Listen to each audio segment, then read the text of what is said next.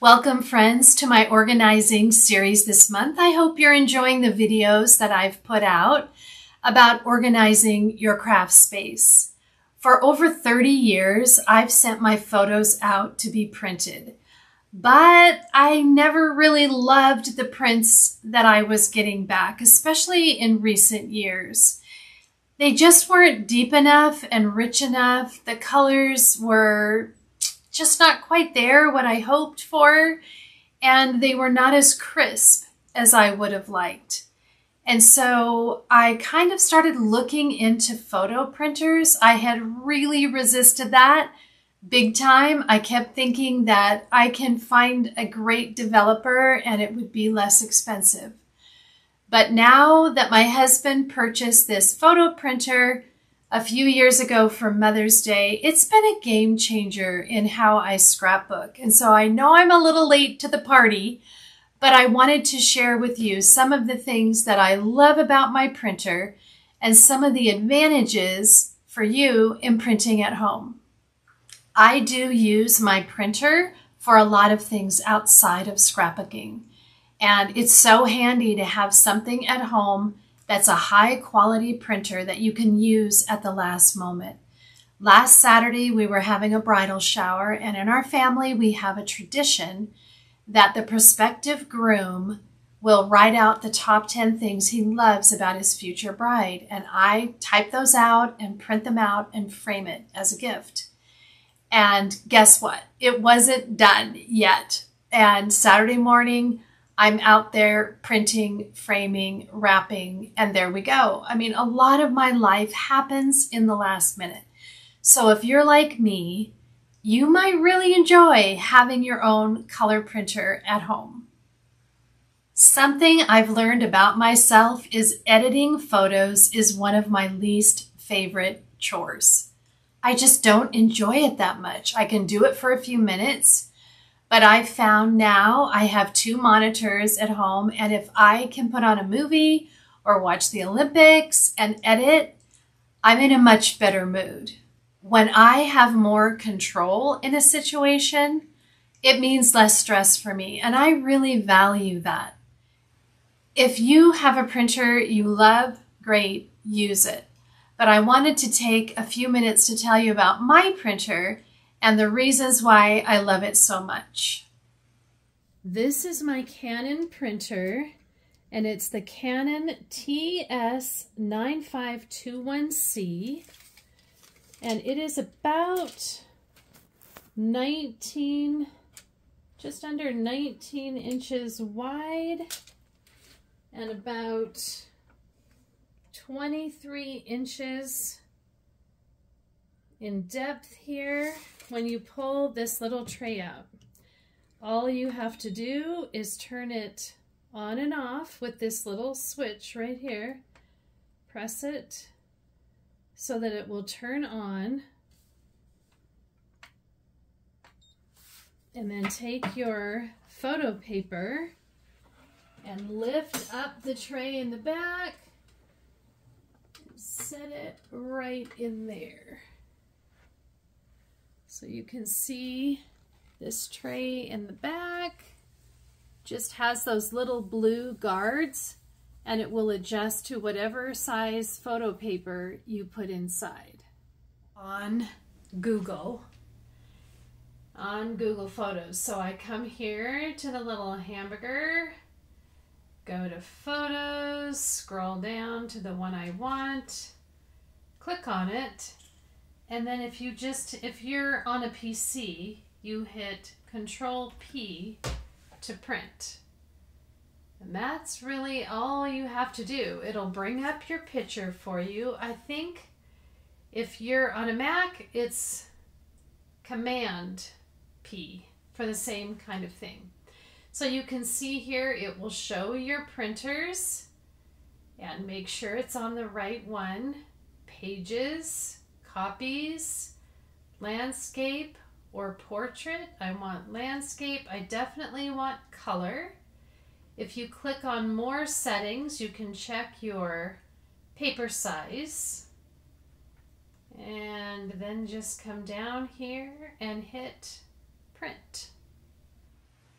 I do use the Canon ink, and I buy that on Amazon most of the time. You just cannot beat the color intensity, right? I resisted this for a really long time, but my friend Lauren at Craft Some Joy won me over by showing me how amazing her photos were.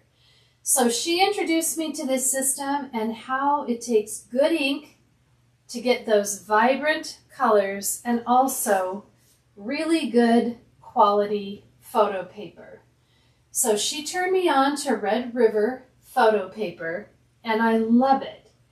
I've purchased it in the 4x6, 5x7, 8x10s, and I get the Ultra Pro Luster 300.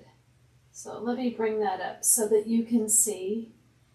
It's fabulous. I have no regrets about this. But if you're resisting, I get it. I did it too.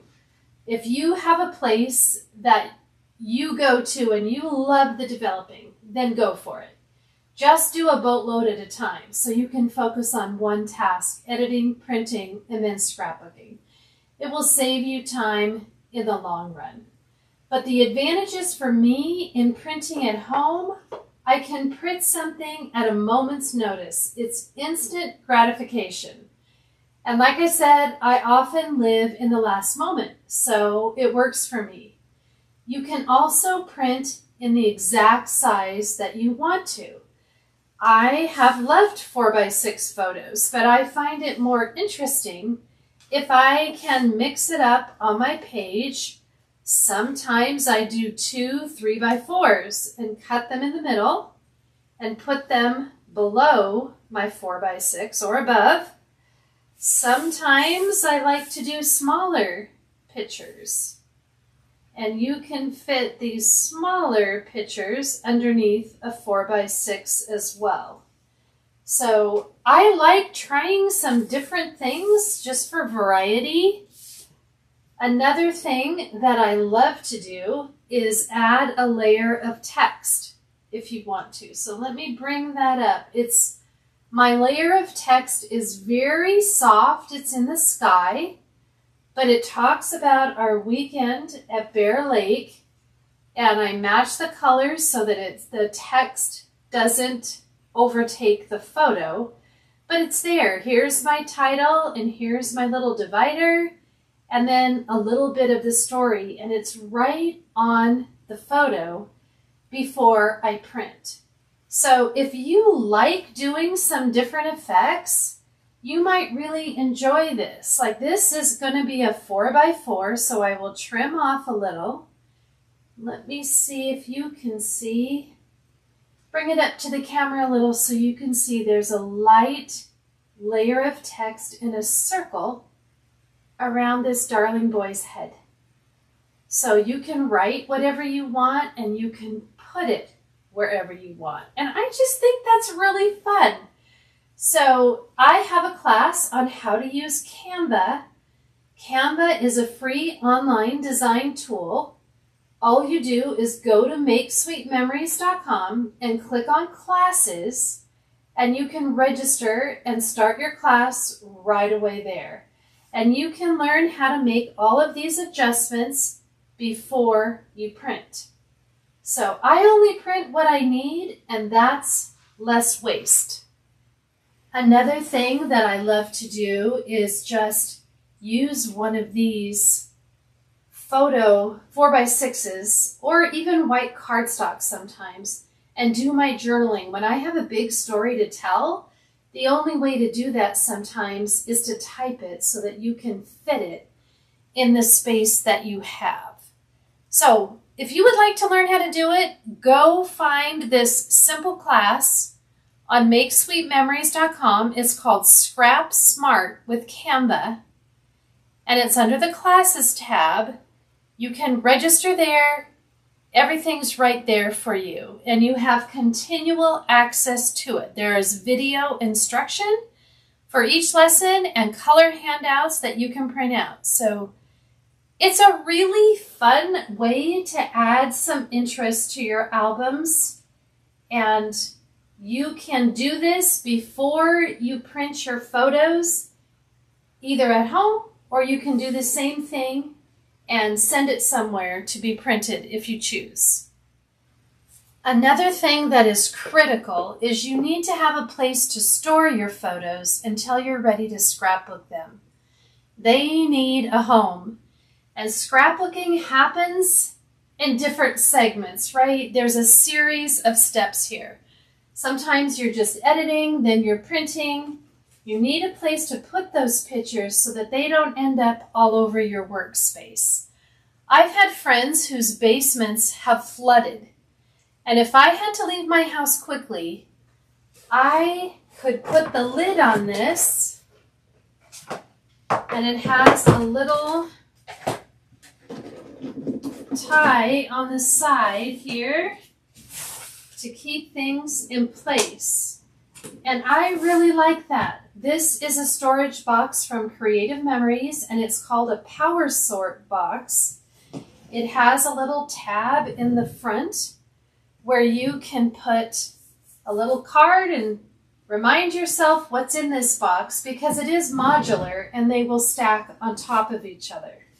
So what I do is normally keep this open. There's a little flap here too, where you could keep larger pieces of memorabilia or photos.